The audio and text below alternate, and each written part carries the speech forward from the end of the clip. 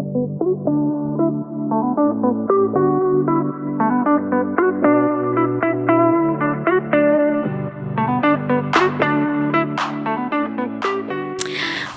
back to Laurie's Stories. I'm your host, Laurie, and my co-host, Luanne, is here, but she is behind the scenes right now. She will be coming on a little bit later, as well as two of my daughter-in-laws. You're going to hear from all three of them today, and I'm as excited as you are. So to get the podcast started, I'll tell you a little bit how I came to start this podcast. I actually had a couple people numerous times tell me, well, not numerous times, but different times, different people would say, you need your own podcast. You need your own podcast. And sometimes when you hear something often enough and it was already kind of stirring in your heart, you kind of take note. So that's kind of what I did. I wrote this book, first of all, Join the Journey, 365 Whispers of Hope. So, one of the ways I like to promote it is through my podcast.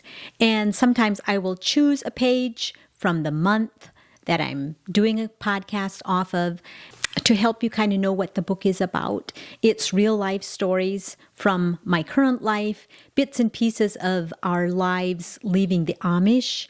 And then I like to choose a Bible verse that went with all of that and ties it all together for a nice real life devotional. So if you want to find this book, it is on Amazon. Join the Journey, 365 Whispers of Hope, which is one for every day. But a lot of people have told me they read it as a novel, which made me feel very good.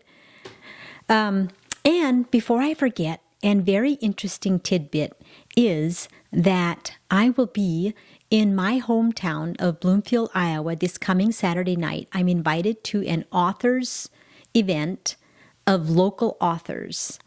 So that is very exciting to me. So if you are anywhere close to Bloomfield, Iowa, Saturday night, I will be at the Hearth Bookshop on the square, and I would absolutely love to see you, and I will sign a book for you, and you can linger and chat, and it'll be awesome. I am so excited. I love events like that. But today, so often on my podcast, I start out with reading a page, but today I'm not going to do that because I have something else that I want to share with you. I told Luanne that I want to talk about, and before I could finish the sentence, she said marriage, because my husband and I just celebrated our 34th anniversary this past Thursday. We did a super fun trip, a road trip. We traveled through numerous states, and we saw lots of people, and we just had such good quality time together. So I just wanted to talk about marriage a little bit because I believe that it is something that we are all growing in, or I hope we are. I hope we are. As long as we're married, I believe that there is room for growth. I believe there's room for improvement and to get to know your partner better, be able to serve your partner better. And it just becomes, I think that is why the age-old saying that says, the older you get, the better it gets. And I truly believe that. I truly believe that is true. If you continue to put in effort, if you continue to water your marriage, it truly does become better with age because, I don't know, it's just the way it works. I think it's your reward for sticking it out in the hard times, So I will start with reading this. This is actually, it was a Facebook post from one of Ernest and I's mentors in marriage, and his name is Danny Silk. His wife is Sherry. They've written several books together, and I just want to do a shout out for two of our favorite ones that they wrote. The first one is, this one is all about raising children, called Keeping Your Love On for Children. And then for marriage, no, that's the one for marriage, Keeping Your Love On. The one about children is called Loving Your Kids on Purpose. They are both so good, so good. Ernest and I cannot recommend them enough. And so this is the guy that wrote this on his Facebook page. I just came across this last night, and I thought it was so good and so much kind of what we did those first 20 years of our marriage. It says most couples say the two shall become one in their vows and then spend the next 25 years fighting over which one. Oneness isn't about sameness or control, it's about trust. It's built when we stand in the light together, when we tell the truth about us, ourselves, not the other person. Ask your spouse, how are you experiencing me? Did I really hear you? Is there anything I need to clean up? That kind of honesty doesn't just fix problems, it builds connection. Isn't that just so beautiful? What if we practice just those few little things? I bet it would change our marriages. But the part about spending the first 25 years of our marriages trying to make the other person like us is just, that's not how it is supposed to be. That is not what becoming one means. And that doesn't mean that there won't be times that we won't have to lay down our will and our desire for the other person. In fact, that's every day. I think that's every day. We lay down ourselves for the other person. But this is talking about something else. This is talking about not trying to change your partner into who you are. In fact, if there is one thing that I would have my biggest marriage tip would be the marriage circle. And that I want to give credit where credit is due to Mark and Debbie Hendrickson, the couple who helped us the most, more than anybody in the whole world with our marriage. They were like our 2 a.m. friends that we can always call. But anyway, they drew out the marriage circle for us and explained how that works. And if you don't know what I'm talking about, and if you reach out to me, I will send you your own diagram of that. I know my husband did share it on Facebook just recently again. He draws those circles so beautifully. And that has just helped us so much. There is so much freedom inside of marriage when we don't try to control each other, when we don't try to make each other like each other, but set each other free and release the other person to follow their dreams, their hopes, their desires. So that would be my biggest marriage tip. And I don't know, I just felt inspired to talk a little bit about if you had a rocky start, in your marriage, it's okay. You don't have to stay there though. You don't have to stay there. You just have to give yourself a lot of grace. You just need a little healing. You need a little compassion and grace for yourself and for your partner. For my husband and I, we both brought a lot of baggage into our marriage from our home life, from our past. And at first, when that started showing up, it was terrifying. It was like, well, do I even know who I married? Yes, we know, underneath our hurts and our hang-ups is still that person that we fell in love with. But sometimes it takes some help. Sometimes it takes some healing.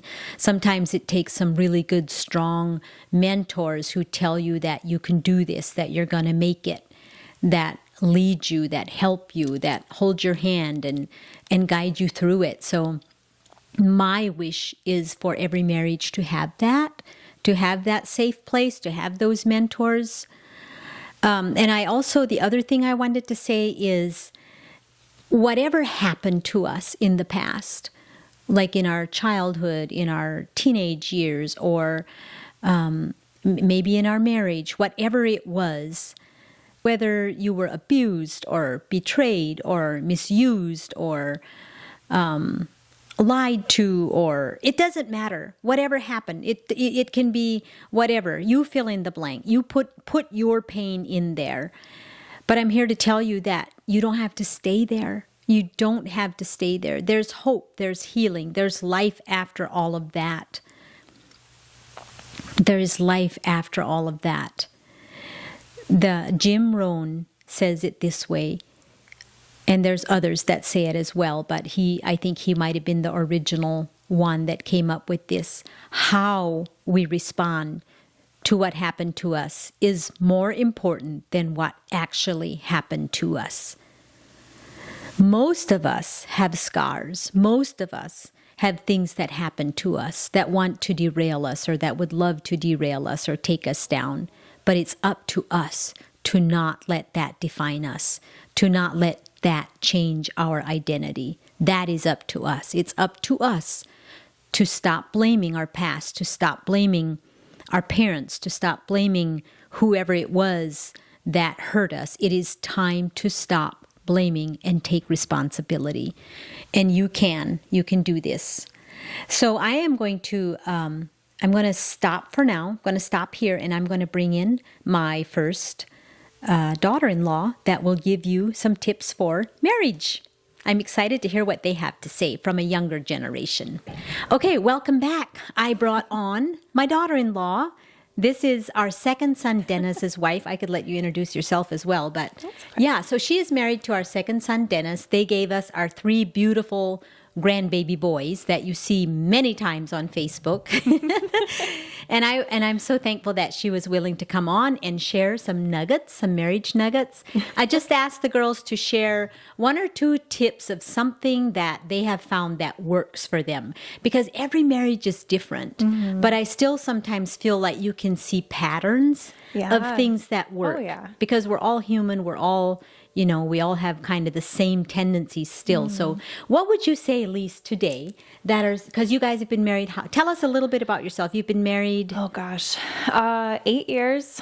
Wow. Has it been that long? Years, yeah. Oh my goodness. We've been together a lot longer though, but it's been 8.5 years married now. Met when you were 15? I was 14, he was 15 when we first met. So we weren't dating then, but we've known each other for a long time. So in some ways it feels like we grew up together. Yeah. Definitely high school sweethearts, right? I mean, even though you didn't go to high school together, it would have been that age. Yeah. Aw, that's so sweet. Mm-hmm. Yeah. Yeah, we've technically been together for 10 years. Mm-hmm. 10, 11 years, and we've been married for 8.5. Yeah. Now, when you say together, do you mean like dating or did life together kind of, or what do people actually mean when they say that? I'm always confused about that. I was going to say, I guess it means something different for everybody. Yeah, for me, when I say that, it just means like we started dating. Like we established that we liked each other. Okay. And we were starting to become exclusive or whatever. So you were kind of committed to each other. Wow. Yeah. For how many years? 10, 11. Wow. That's amazing. Yeah. Mm-hmm. So I'm sure you guys have learned a ton in that time then, right? Mm-hmm. So what would you share with our listeners today that would just, I don't know, be a boost for their marriage? Oh my goodness. That's so hard because I feel like there's so much that you could share. But like you said, every marriage is different then too. Mm-hmm. Man, we've been through so much in our marriage. And I think one of the biggest things that I've learned, and at least in our season, I'll talk about, I guess, in our season right now, we're in the most beautiful season that we've ever been in, which is so sweet, and it's been so fun. Love that. And I feel like probably I feel the safest and the most comfortable. We feel like we're best friends and like we've just met again. But obviously, more about our ups and downs that we've been through. But I honestly would just say, one, communication is a huge thing. We had to learn each other's love languages because that was a huge roadblock for us. At one point in time was like, we were so desperately trying to love the other person and outserve the other person, but we just weren't doing it in the way that it meant the most to the other person. So would you say, like, for instance, maybe you would love him the way you wanted to be loved. Yes. And he loved you the way he wanted to be loved, but it wasn't the way you needed to be loved, definitely. right? Isn't that wild how we do that? I mean, it's psychologically, it's what people do. If you are a physical touch person, you're going to be really touchy with the person that you love, and you're going to want that. Or if you're an acts of service person, you're going to do little things like get coffee for somebody. But if you're, if your partner, your husband or wife isn't acts of service, those little things might not mean as much. Exactly. And then we can feel, or I can feel hurt then when that isn't received like I wish it would have been. Yeah, right? exactly. So it becomes this crazy cycle almost. So it can. throwing a quick plug for a book about that too is simply The 5 Love Languages, Yes. right? Yeah, Did you that's really guys good. read that? We did. It's Yeah. been a while. Yeah. It wouldn't hurt to do like a refresher of Yes, it. But we yeah. read it a while back when we were needing to learn more about that. We knew what they were, but I don't think we really understood how to take those steps to really like better that in our marriage. And the whole thing of learning about like how you love others the way that you want to be loved is a huge like it's huge. yeah, I feel like it makes sense and it feels like it's a common sense thing like in your brain, but then when it comes to actually implementing it, sometimes it can feel a little more complicated than it really needs to be. So true. Yeah. But so, I mean, I guess for me, it would be like one, focusing on each other's love languages and knowing what those are. So good. And then just being kind and being patient with each other, honestly. For those who don't know, Dennis and I are very different. So I feel like there's all different kinds of couples. There's some couples who are very similar in their likes and dislikes and personality wise. And then there's couples that are polar opposites. So like no, you guys and us. and Ernest. I know. Are you tempted too to think sometimes, man, if you would be so similar, wouldn't you just kind of coast along? Yeah. But I don't know. That was a huge thing for us for so many. Well, I shouldn't speak for Dennis, but for me, in my mind, I was like, should it be this hard? Yeah, you know, right, like this marriage, right. does it have to be this hard? But I don't think it was a marriage issue as much as it was just like, I don't know. We both had a lot personally that we needed to grow and learn from. Well, and you guys are both like Ernest and I, you're both stubborn. Oh my gosh, yes. You're both stubborn. You're both. We're very. That's the other and we thing. are too. Yes. So, which is good and bad because then there's not just a pushover, but then there's also something to be said when there's two powerful people in a marriage. Yes. How do you it's a whole nother ball game. I feel like we definitely had to learn. Yes, that's another factor for sure. Yes, it is. Is like we definitely both are stubborn. We both are opinionated and leaders in our own areas. Yeah. And I feel like we don't necessarily have a problem letting the other person lead, but we've had to learn when to do that and when not to do that, because there's definitely like I want him to lead me, and I know he wants me to like take the lead and take the reins in certain areas. It's just when you start to butt heads about those things that you both want to take the reins on, then it can become an issue. You kind of learn your lane after a while, right? You kind of learn, because I see how beautifully you lead with the homeschooling and the home, and like you flourish in that, and then he does with the business and making a living, and it can be such a beautiful thing once you find your lane, right? But even outside of the lane thing, I do agree with the lane, because I feel, especially for different seasons, but you go through so many seasons in life, you know, like right now I don't have a career. My career is my home and my family and my kids. And I might want to have that one day. Yes. And Dennis might want to take, a step down from his career. Absolutely. So there might be a different season where like I get to take the reins financially and I go after things that I want to go after. But right now, my lane, as you put it, and my place where I want to be and where he supports me is at home, and getting to rest and getting to heal, and also just getting to spend these years like with our boys. And I also want that for him. We just are kind of trusting God with each season, whatever that's going to look like for us down the road. So, and I know, and I commend you so much for being content in that right now, because I know that you love working outside the home. I know that you've loved having different jobs, and you were good at every one of them. Aww. So I am always so proud of you for fully embracing this season and just making your boys your ministry, making your home your husband. It's beautiful. It's beautiful. I mean, anybody can build a career, but not just anybody can build a family or a home, or I don't know if I said that right, but no, I know what you mean. Yeah, it's just very, very precious, I think, to see and to watch. And it is ministry. Like I feel like it is a special calling. Like anybody can start a family, but to build a family and keep a family together is hard. That's and obviously life happens, and there's ups and downs in life, and families don't always stay together, and that's okay, and there's no shame in that, but it is hard to just do life and to I don't know, to take pride, I guess, in like being home and being a stay-at-home mom. I feel like that's a whole nother topic. It's a whole nother taboo thing. It is. It's a whole nother. We need to bring you back to talk just about that, because that is a whole nother topic. So back to the marriage thing. Yes. So another thing that I have always noticed that you and Dennis do is give each other space to go do what you enjoy doing. And I think that's how did you guys know to do that? Because we didn't know that until years into our marriage. And then I marvel that how you practice that. I think it didn't start off in the healthiest way. I think it became a thing where we were so different. And earlier on in our marriage, we just kind of learned like, okay, if you have your time away, you're happier when you come back. You know, if I have my time away, I'm happier when we come back, which sounds terrible. But we finally got to the point where we understood like, we're different, and that's not a bad thing. Yeah. No. It shouldn't be a bad thing. No, different is not bad. No, and there's things that we love to do together, but we also had babies so quickly in our marriage. So there's lots of things that we don't always get to do together. Right. Like go to the gym together or you know, we don't always get to have dates or go out as often, even though we definitely are very blessed with obviously you being a sitter and having other babysitters as well. But I think it started off with us just realizing that like just because we are married doesn't mean that we can't still have our own friends. It doesn't mean we can't still have different hobbies and different likes.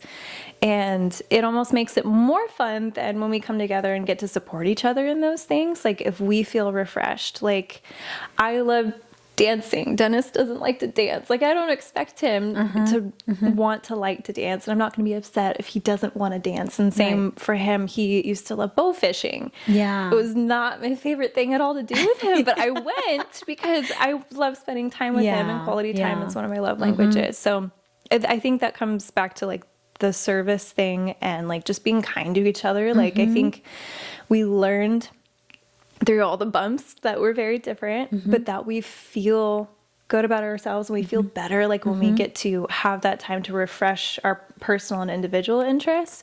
And then we feel even more loved when we get the chances to share those things together. Absolutely. You know? But that there's no harm and no shame in like being different and having that time apart, and then also getting to spend that time together. So, I love that. And I feel like it kind of fits back to what we were talking about earlier, that marriage circle. Yeah. You allow him to have the things in his side, he allows you to have it in your side, and then, you know, I just love that. Wouldn't you say that is when you practice that, there is a lot of freedom inside of marriage? Yes. Yeah.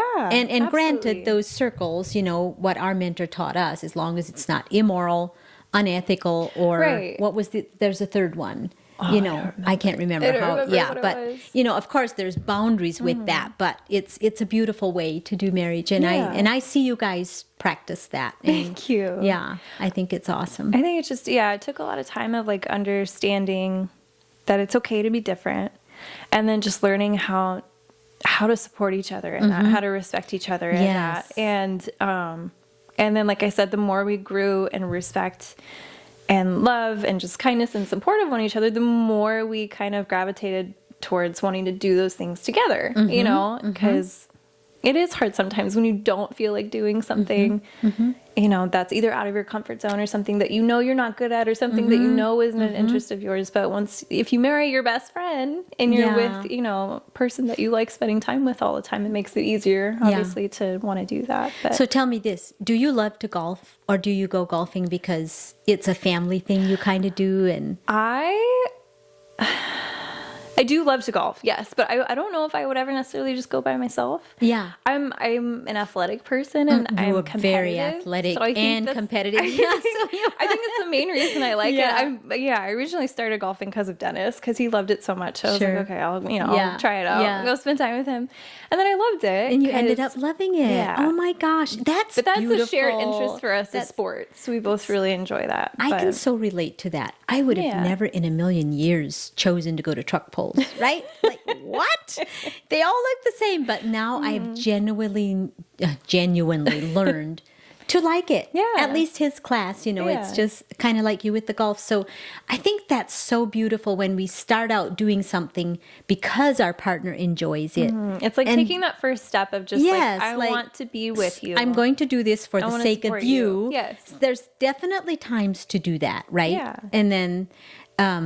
And then it comes back to bless you because now it's this amazing quality time that you get to have Yeah. together, and it's filling one of their cup. It fills their cup. Yeah. So much, and it fills Definitely. our cup because we're with them and we see how happy it makes them, and it's just So definitely that going on too for both of us, I think. Yeah.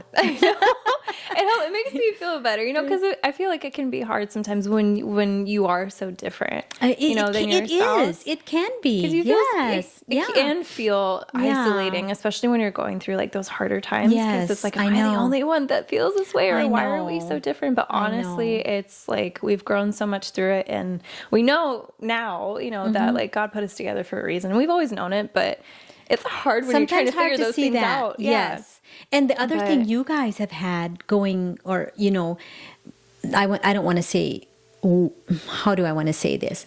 A challenge for you Yes. guys probably has been the complete different cultures you came from. Yes. I was Right? going to say, I'm not ashamed to say that we've had many challenges, Well, but it's understandable. I mean, Yeah. like you guys came from two. I always say Amish boy met Vegas girl. How opposite can it get than that? it's never. And I always tell people it's kind of funny, but like when we met each other, we didn't have anything figured out. When we just knew that we loved each other more than anything else. We knew that we loved God. Yeah. And we wanted a family, and that was it. Yeah. Like we didn't know anything. Yeah. We didn't know how to love each other. We didn't know how different we really were from each other. Yeah. But it just was this. Yeah, It's exactly what I was saying earlier. Like Yeah, that was we us loved each too. other so much. Very rocky start. We both brought baggage to the marriage. we did too. And when some of that baggage started showing up, it was terrifying, right? And we were Yeah. like, "Who did I marry?" But then when you start the healing process and you start working on your relationship, Yeah. that person is still there. But you actually, if you don't give up, you actually end up finding a way better version of the person that you married. Oh, it's amazing, Isn't now. it? Yeah, it's you so find a fun. way better version. Not And- not that we won't ever have any more like rocky seasons. No, but I feel it's- like I think it's I an feel like the ongoing- worst is behind us. Yeah, you know, I mean, and even if because- not, we've been through enough to where like we're so solid and we've grown so much you that have, it just yes. feels peaceful, and it feels like no matter what, like we can face it all and we'll be Yeah, okay. You know, and Because you're together, you're on the same page. You've learned how to embrace how different you are and celebrate each other's differences, Yeah. even. And that's where it just becoms a testimony, I feel like. yeah, now it just exactly. Now it just becomes so fun to like to see more and more things that we are different in, because it's like obviously he challenges me in ways that I know I need it, and I challenge him in ways that he needs it, and God only knows how that's helped push us. We're both Yeah. pushers. We're Basically both pushing stubborn, each so- other to grow. Yes, basically. that iron sharpens Yeah. iron Yes, for sure. yes. Which, if you don't let it sharpen you, can hurt very Yes, badly. yeah. And I think that was us for a while. It was like we weren't wanting to grow from each other. We were just wanting to grow on our own, but not work on the stuff together. And that that's was when hard. you grow apart very quickly, right? So, so it's just, But- Well, this is so good, Elise. Thank you so much for coming on and sharing. Yeah. And so what were we going to say about, the stay-at-home mom thing versus, I think we should talk about that some more too. Yeah. I'm just reminded of, we don't have time to go into this today, but when you were talking about that, I just had to remember what Charlie Kirk said about don't ever let me hear you say again that you're just a stay-at-home mom. Yeah. So if you want this girl to come back and talk about that some more, how she laid down her jobs and the things she was super good at to be content for a season, to raise her boys, homeschool her boys. I am so proud of this woman. Then say, come back. And she will, whether you say that or not, because I want her back. So I'm going to let you go for this time, Elise. Okay. I love you, and I'm so proud of you. I love you and I too. love that Thank you're you. our daughter. Oh, thank you so much. I love you. Love you more. I'm so grateful that you're my mother-in-law. You go send your other sister-in-law in. I Okay? will. I'll get on her. We are back, and this is another one of our daughter-in-laws, Camille. Welcome to the show. Yeah, glad to be here. Yes, and it's an honor to have you. So why don't you tell everybody, how long have you and Levon... Camille's married to our third son, Levon, and they just brought us our beautiful little grandbaby, Claire Madeline, right? Yes. Yeah. Yep. Mm-hmm. For some reason, I always want to say Claire Elizabeth because somebody else had an Elizabeth, so I get it confused. Honestly, I need to start saying Claire Madeline. Yeah. She's adorable, and we're so thrilled to have another little granddaughter. So Camille, why don't you tell us, how long have you and Levon been married, and where did you meet? Yeah, so we've been married 5 years now. Wow. But we've been hanging around each other for a lot longer. We met in 8th grade. Oh my gosh, I think I knew that. Yes. Yeah, and we've been, I guess our first date was prom freshman year when we all got together. Laurie and Ernest and my folks and everyone got together for our first date. And that was 14, 15 years ago now. Wow. So it's been... Can you believe it? No. Does it feel that long? Doesn't feel that long. Oh no, my gosh. Not at all. But so, married 5 years, but been together for a lot longer. So why don't you tell everybody the cute story about how when you first met, the first time? It's so cute. So, I was originally going to school here, not far where I grew up. Was going to school there for my whole life, and then we moved out to Colorado for a little bit. So I did part of a school year out there, and then you guys moved in here, that time, in right? that time when I was there. And so when I moved back, they gave me the same locker with the same combination, but Levon had gotten it while I was gone. So I went up to that locker, opened it up, and there was somebody's stuff in there. And so I was standing there what is this? What's going on? This locker's not empty. And he walked up, and it was an awkward time because I was probably judging him so hard. Because there's probably milk in his locker or something weird. And I was just he's like, "What are you doing in my locker?" And I was just it's supposed to be my locker. So that's originally how we met. That was how you met. And it probably at that time there were no sparks yet. I don't know. I thought he was pretty cute, he was pretty cute back in 8th grade, Oh, I love it. I just think that is the cutest little story. And I always remember that is when you guys met. You both thought the other one had your locker. Mm-hmm. I think I was pretty embarrassed because I was what? Whose stuff is this? I was going through his locker. So I was oh my gosh. Felt like a criminal, but. So cute. Yeah. So then you guys were actually, yes, that was your first date was freshman prom, right? And somehow he was allowed to date younger than any of the others because I think we also fell in love with you. No, yeah. That first time we all got together, we did. And then, so really you guys were high school sweethearts. Yeah. That got married. Yeah, we dated all throughout high school. And yeah. And now you've been married 5 years. Oh my gosh. How is that possible? How is that possible? Time flies by for sure. It feels like yesterday, and now we have a 2-month-old little girl and it's crazy. And Camille, one thing that I and Ernest noticed before you guys ever got married was something that we had to learn much later in our marriage. And that was you guys somehow knew how I'm not even sure how to put this in words.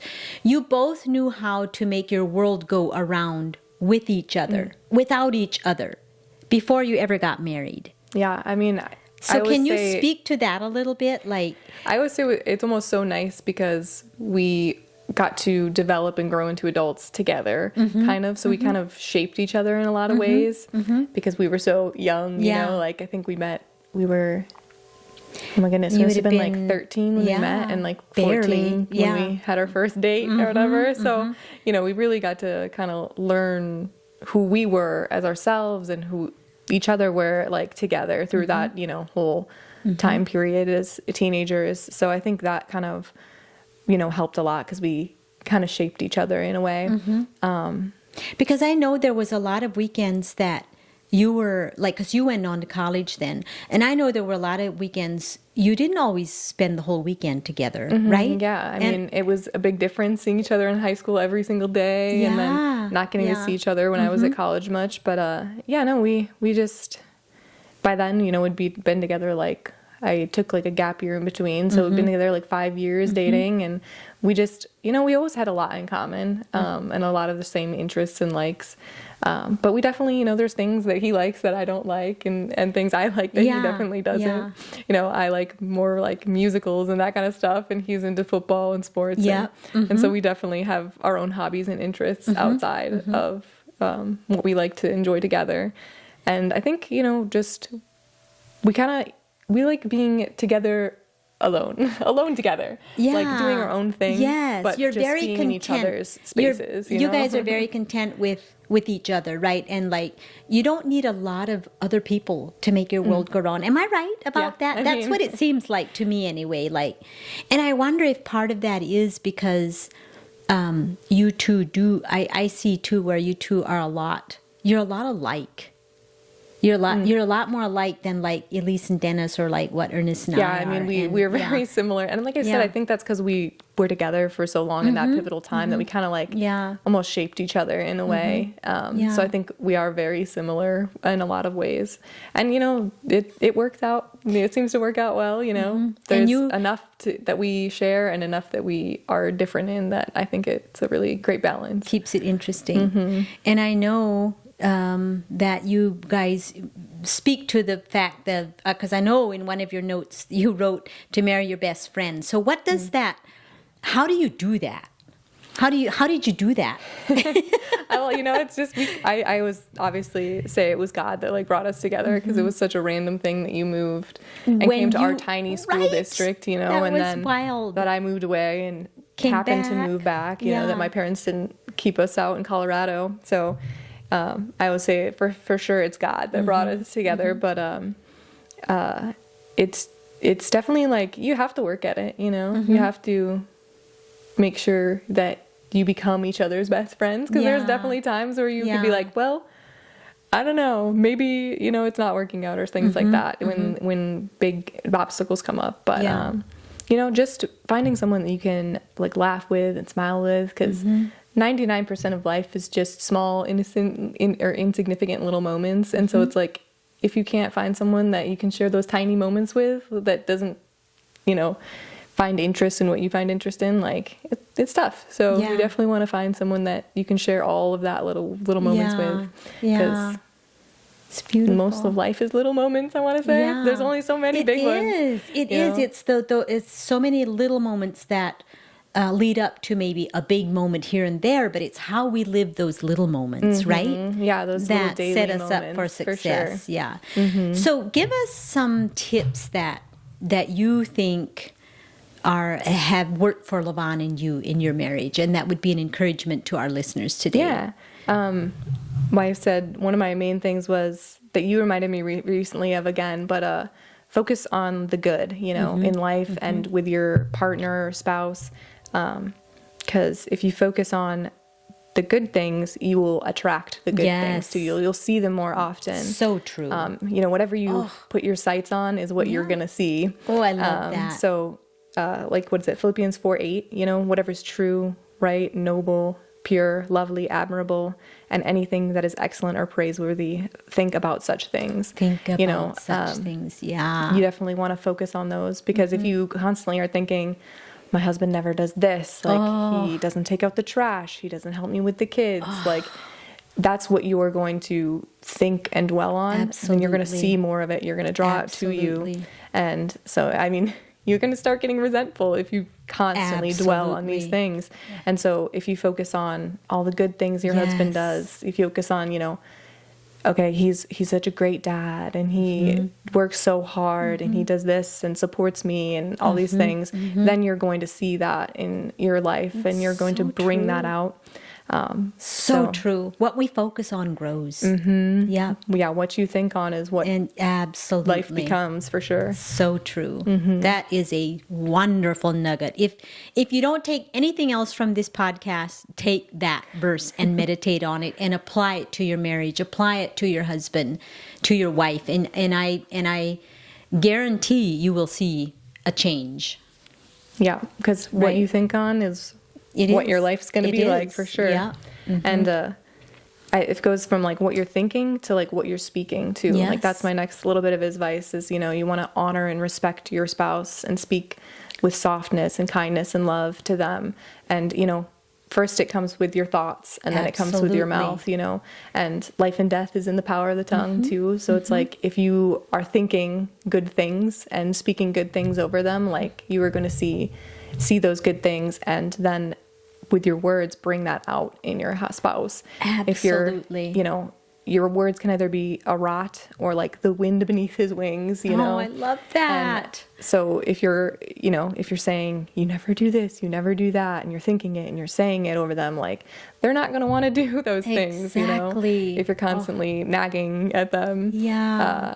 Versus, you know, if you're constantly praising them and saying like, thank you for doing this, you know, thank you for taking the trash out, or thank you for, you know, working so hard, and thank you for helping with the kids, all that stuff. Like they're going to want to do more of those things, you know. They're going to feel empowered good and empowered in those areas. Yes. And so it really, I think, is, you know, it starts with your thoughts and keeping those positive and trying, even if like you're having a really hard time and you're like, nothing is good and everything is bad, they're doing nothing I like, just challenging yourself to be like, okay, what is like one thing right now that I can say is why, you know, I love my husband, or like what he does good. I love that. And then thinking it, and then saying it, like praising more frequently. Because I think, you know, like life, I said, is so insignificant moments all the time. So we forget sometimes to say, hey, I noticed you did this. Like, thank you for that. That was something that I really needed you to do, and I really appreciate that you did that. That is huge. That is huge to do that. Just stop and do that. Yeah, I feel like... See, often it's just those little things that can set your marriage I feel like on the right we sometimes start expecting more and more, you know. Yes. We keep creeping up the line of what we expect out of our spouses, and we forget sometimes to step back and be like, you know what, I'm just so appreciative for this or that, or these little things that you do that really do make my life easier, or our life together, or our kids' lives, you know. And so stepping back and like thinking about those and appreciating your spouse for it, you know, telling them how much you appreciate it, I think is really important. It's huge. And I just love you hearing you expound on that, because I think it's something that is it's almost lost sometimes. Yeah, you know, for when sure. we start taking each other for granted, and then we wonder why. Where's the spark? Yeah, you know, right? Because time just flies by, and if you don't sit and dwell on those little things that are good, it just can disappear so fast. Like time just flies by, and so true. You know, you just have more and more expectations and resentment if you focus on that, and builds up. So you do need to step back and just, you know, sometimes just think about the good things. And it comes back to gratitude, practicing gratitude, right? Yeah, not but only also with our relationships, but just in life in general. Yes, life in general, but also like the life and death is in the power of the tongue. That is so profound and so true. And you can't argue with the Bible. Yeah. You know, that comes from the Bible, like that other verse you shared too. There's a reason those verses are in there. It is for guidance. It is to teach us how to live. Yeah. And when we follow those, it works, right? It sure does. Yeah. What else do you have for us? Anything else? What else do you guys practice that just works? Because it's obviously working for you guys. No, I appreciate it. Yeah, I mean, all those things for sure. Just, you know, making sure you're thinking good thoughts about them and speaking good words about them, you know, and like you said, giving them their time a little bit to do what they enjoy for sure. You know, my husband loves golfing. Does so, he? Yeah. Do you like that, or do you just go along to be I with like him? to be with him. Yeah, that's so sweet. I'm not much of a golfer myself. I'm more of a enjoying the outdoors and spending time with my husband kind of gal. Because Claire is 2 months old, and how many times has she been golfing? Quite a lot. Oh my gosh, probably like 5-6 times now. I think that's just beautiful. And Elise and I talked about this a little bit. Sometimes, because I see you do this too, sometimes we might not particularly enjoy something, but we do it for the sake of our spouse. And then it comes back to bless us in a different way. Now you're getting family time, you know, with him, all three of you together, because you were willing to go along with that. Yeah. Instead of saying, well, I don't like golfing, let's do something else. You know, you never did that. You just, you went because you wanted to be with him. And now it's kind of turned into this family thing that the three of you are doing. And you will never regret that. Yeah, for sure. Those are the little moments that if you continue that, is going to be really good memories for Claire eventually too. Yeah. So I just Lonzo is saying he hopes that she likes golf and she probably won't have a choice. grow up to get all the golf scholarships and stuff when she goes to college. So cute. So awesome. Well, I love seeing you guys flourish and do life together, and you've just always had like a unique bond, I feel like, from way back when you were high school sweethearts. And you guys were just always so patient, always just, you know, as we were finding our way with new how to do life outside of the only culture we ever knew. I kind of feel like you and Laban, you know, you were so patient with us in finding our way with when can you have a phone, when can you date, you know, and all of that. And so I just want to thank you for that, for being patient. I mean, I don't think we were technically allowed to date till we were like 16. Yeah, but and you were so good about it. I just kept hanging around. And was like, eventually they'll let us hang out. You were just, and finally we were like, you know, they're just meant to be together, and you just recognized that. And I think it was like technically like 3 years where I was just kind of hanging around you guys at the family stuff all the time. Well, we and you were loved like, having okay. you. She means it. She means she's here for good, and we were happy about that. So, oh goodness.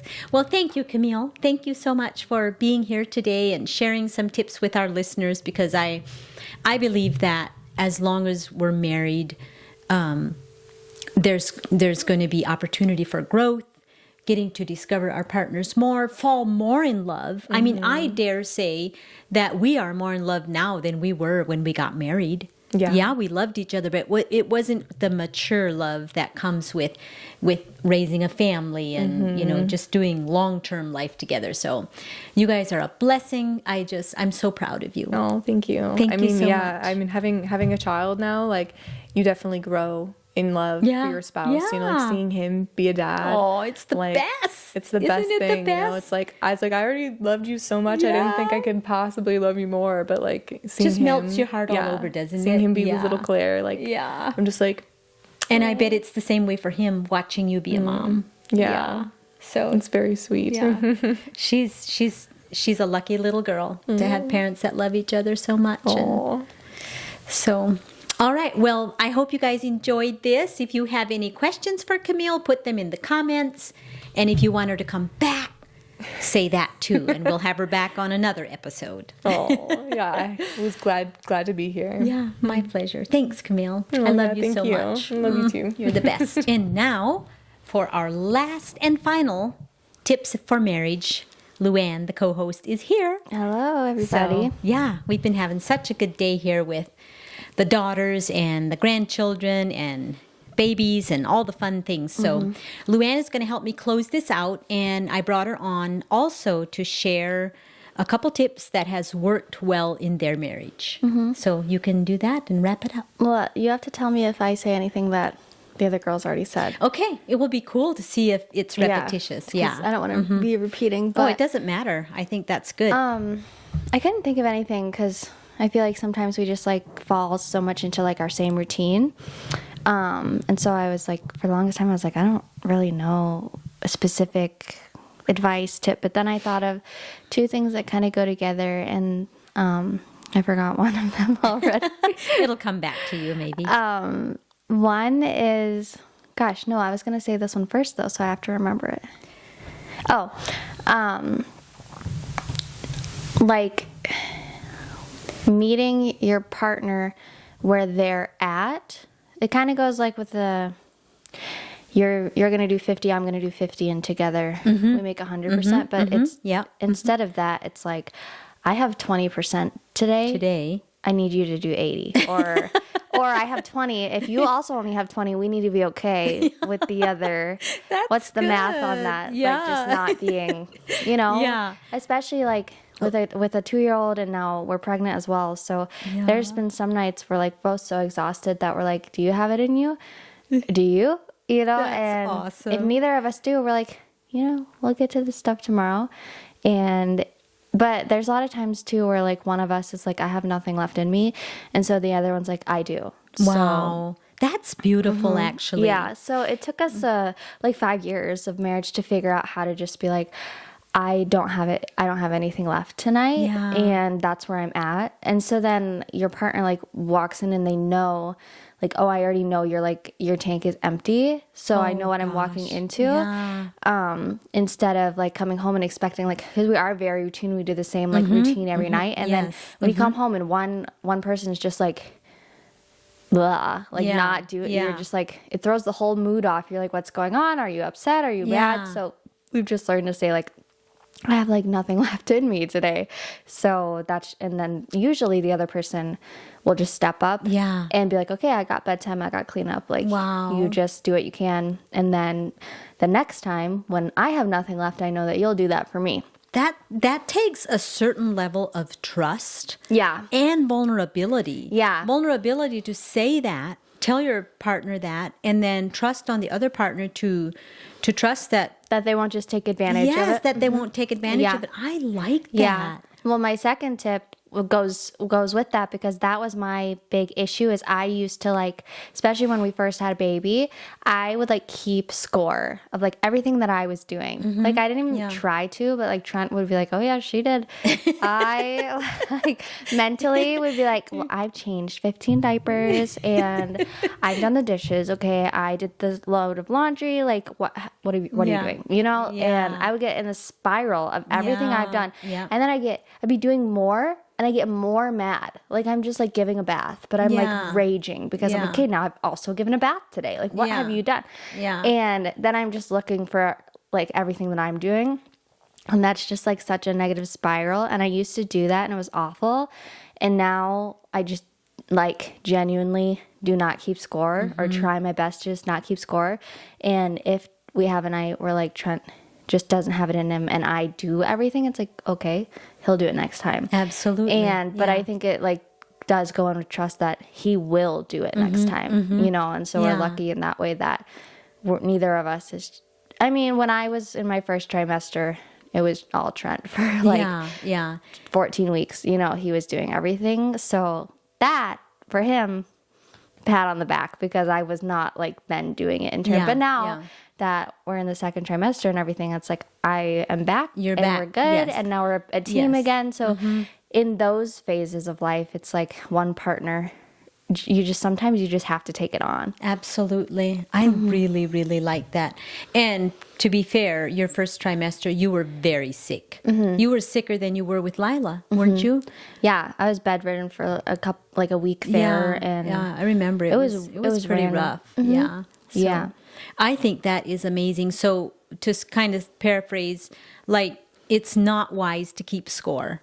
And if you both have just 20% to give one day, then lower your expectations and be okay with 40% that day. Yeah. And pick it up again tomorrow and try again. Yeah. So I really like that, because I think sometimes we can have such high expectations that we put so much pressure on our partner that it can make them just give up. Like, well, I can never perform to her expectation anyway, or vice versa, you know. So I think that's really wise. And I love that, just that vulnerability and trust to be able to say, this is what I have, this is what I need. And I like how you made reference to the gas tank, because my husband, her dad, speaks a lot about that too.